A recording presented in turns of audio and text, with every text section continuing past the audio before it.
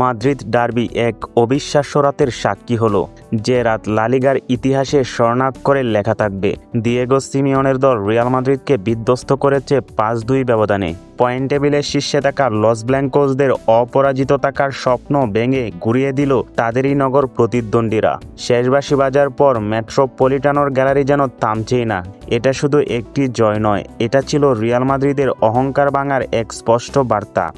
ম্যাচের শুরুতেই রবিন লে নরমান্ডের গোলে এগিয়ে যায় অ্যাটলেটিকো। শেষ মুহূর্তে আঁতোয়া গ্রিজম্যান গোল করে সেই উৎসবের পরিসমাপ্তি ঘটান। আর মাঝখানে ছিলেন দুই নায়ক, আলেকজান্ডার সরলত এবং জুলিয়ান আলভারেজ।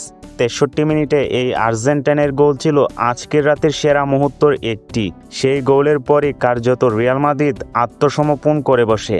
রিয়ালের হয়ে এমবাপ্পে এবং আর্দা গুলার গোল করলেও আজ তাদের ডিফেন্স ছিল দুর্বল। প্রথমার্ধে এক গোল শোধ দিয়ে এগিয়ে গেলেও বিরতির আগে সেই লিড ধরে রাখতে পারেনি। দ্বিতীয়ার্ধে অ্যাটলেটিকোর আক্রমণের সামনে দাঁড়াতেই পারেনি রিয়াল। জাভি আলোনসোর দলের জন্য এটা ছিল এক ভয়াবহ রাত।